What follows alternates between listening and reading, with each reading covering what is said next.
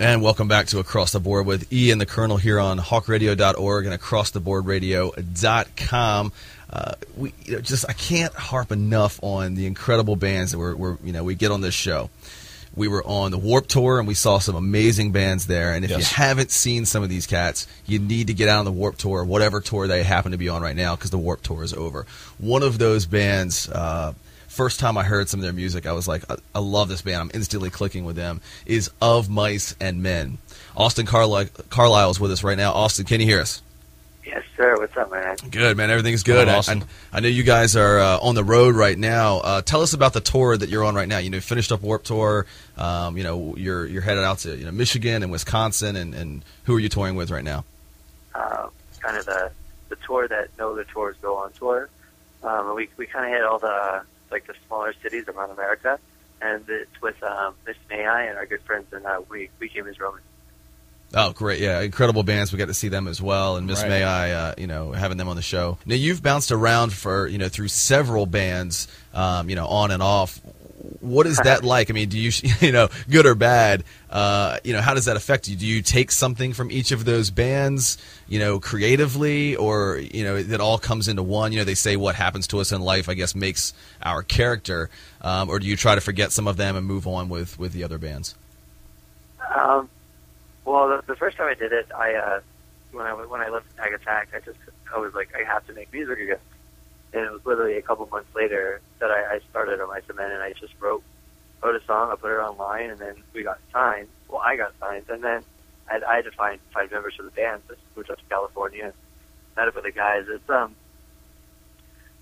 was pretty rough, but coming out on the other side of it, it's pretty cool to see where I came from and where the band both individually have grown from, and where they're both at individually now as well. And it kind of makes me happy that all that hard work and all that stress and oh my God, what do I have to do now?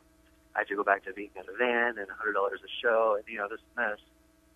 It was all kind of worth it to see where we are now compared to where we were a year ago. Wow. So then what do you bring to the tour with you this time around? What makes this one so much more special? Does it feel a little different to you? Do you feel like this is something you want to prove back to the fans to say, hey, this is what we have, and here we are. Here, this is what we are. With the tour? Yes. Yeah, I think it's really cool. I think it's rad that we're going to places that most kids have never seen a band even come to. We're going to a week in Canada as well, and I think it's neat that we're going to all these separate little venues and these smaller markets so kids don't have to drive 6 hours to see us or 7 hours to see us or things like that. So I think it's pretty rad. I think that it was a good idea for us to do it, and I think overall it'll be a really good tour. Yeah, that's a great point. Really looking forward to it as well. Now, I've read that, and I'm not sure if this is true, this is just in some of our research on you guys, that your debut album, with Of Mice and Men, was actually supposed to be released earlier, but was pushed back because fans hacked into, I guess, the record label system or something like that. Is that true? Well, no. Okay, so that's just a rumor out there then. Wow, that's crazy. No, we got pushed back because we had we wanted to do more our marketing on it and things like that. We pushed it back just because to make it around when we were going to be touring and stuff like that. Mm-hmm. Oh, there you go. See, clear that up. Yeah, right. Now, you guys you often do compilations as well, and I know a lot of bands lately have been doing the Punk Goes Pop compilation. On Punk Goes Pop 3, you did Blame It by Jamie Foxx. What do you guys look for when you decide you want to cover one of these pop songs for the the cover album? What makes you choose the songs? Yeah, Poker Face. We actually there's a list of songs. We say, hey, do you guys want to be on this CD? And they're like, here's some songs we want you to pick from, and then you kind of pick one of the 50 or whatever they have, and you just do it. So I actually wasn't in the band when they did that song. That was they had the guy that was filling in for me for about a year, actually. Actually, not a year. What am I thinking? He filled in for about 6-7 months. Mm-hmm. And they did that song with him. We got offered to do the next one as well, but we're kind of taking a pass on it, just so we can kind of branch out and not be. I don't want to say not be associated with those bands because I love those bands, but kind of we want to branch out and do things bigger. I don't want to cover any more Britney Spears. I don't want to cover any more hip hop songs. I'd rather cover a Deftones song or a Limp Bizkit song or a Slipknot song. Something like that. Something that's more our genre, not just us trying to play a song exactly how it sounds and put a screen breakdown over it. So I like that though, because that's a good selection that you said. Slipknot and Deftones. What one song haven't you covered yet that you'd want to cover? I don't know. I don't want to cover Diamond Eyes by Deftones. I hear Haley do it. I want to hear that. It has a phenomenal voice, and I think that band that would be right up his alley. I want to hear that. That would be fantastic. Yeah, that has to be done. That's not even a choice now. The new album is Flood. The Flood. It came out earlier this summer. Incredible so far, and a lot of great songs that you guys have out there right now. Purify, which is on the Vans Warped Tour compilation. Second and Sebring, and great videos that you guys put out as well. What's your favorite song to perform live? Oh wow. I'd have to say we have a song called "I'm a Monster." The whole thing is it's very heavy. It's very kind of Lamb of God in the middle and in the beginning, and it's really just kind of a scary song. It's a lot of fun in it, and it means a lot to me. I actually recorded the song in one whole take.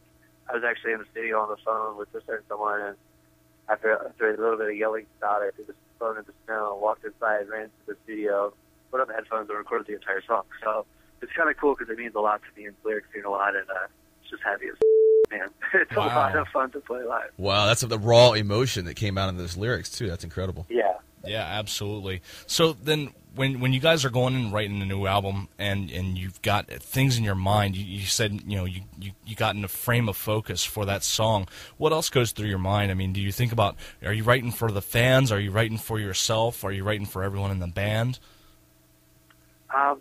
We kind of go in there with we're writing music that we want, like kind of we want to hear and we want to produce, and then during the writing process, we just Shaley and myself, I know I can speak on his behalf. We just write about real stuff, and I'm tired of seeing bands that scream about this and this, and I'm sailing away on a golden this and this and this and friends and la la, and what are you singing about, man? I've heard this song 1,000 times.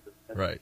Shay and I try to just sing about real stuff that people can relate to, and people can actually hear the song and go, oh, this is about this, or this is about that, or I understand this. Not, you have a chorus that sings about the blue skies, how your emotion feels on the inside, or whatever, and we just kind of try to keep it as real as possible and relatable to people, because I think that if you can relate to music, I think that it can touch you, and it means a lot more to you if you can relate to whatever is going on. And that's completely true. That's one of the reasons we're fans of you guys, as a band. There are so many post-hardcore bands, quote-unquote screamo bands that sound exactly the same. But you guys stick out. There's so many great bands, Miss May I, Woe Is Me, Prada, all of these bands that are just incredible and stick out from the crowd, and we appreciate that. Again, you're listening to Across the Board with Ian the Colonel here on hawkradio.org and acrosstheboardradio.com. We're here with Austin Carlile of Mice and Men. Austin, something we'd like to ask all of our guests. If you knew the world was coming to an end in, say, 5 to 10 minutes, what is the last song that you would want to hear or perform? Yours or anybody else's? Oh, wow.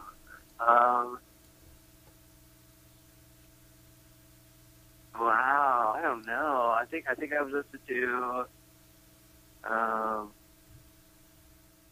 as much of the Death Cab for Cutie Transatlanticism, I think it's called, album as I possibly could.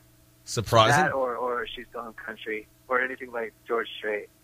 Wow. That's a surprising answer. I like that, though. I mean, Death Cab, I'm a huge fan of them. Right. Kind of more their old stuff. Gibbard is a genius. He is, yeah. I kind of like the old stuff a little bit better than the new stuff. It's a little, for sure. Yeah, a little too happy for me there. But like you said, it's about blue skies and that kind of thing, I like terribly depressing music. Yeah. Now, you just mentioned possibly wanting to hear something like George Strait as well. Is there any other music that you have that you listen to on a regular basis that your fans would be kind of surprised to hear? I like country music, man. People I always take people by surprise, but I grew up in the South, and I grew up with family in the South. I was always there, and it's a big part of my life. And from Kenny Chesney and Rascal Flatts, Brooks and Dunn, George Strait, Garth Brooks, even Tim McGraw, even popular country like that. I don't know. I like it.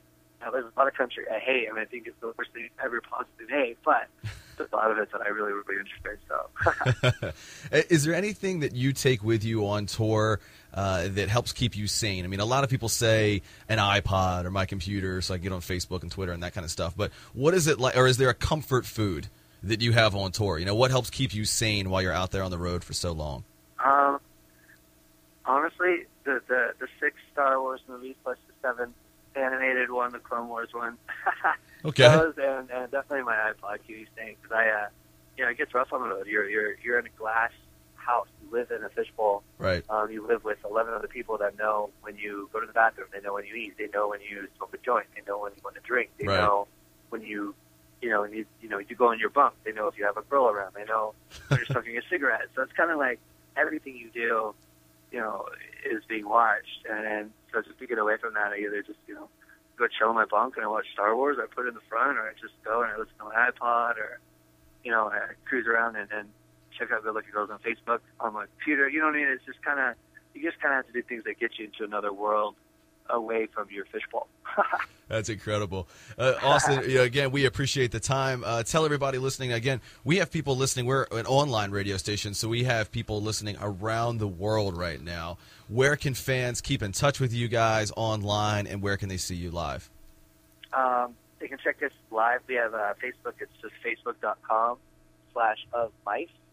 And we're actually going to be touring the rest of the year all around America. We have a headlining tour coming up with For the Fallen Dreams, Icy Stars, Banner All Ships, Iris Little Bear One. And then after that, we go on a tour with The Ghost Inside and As I Lay Dying.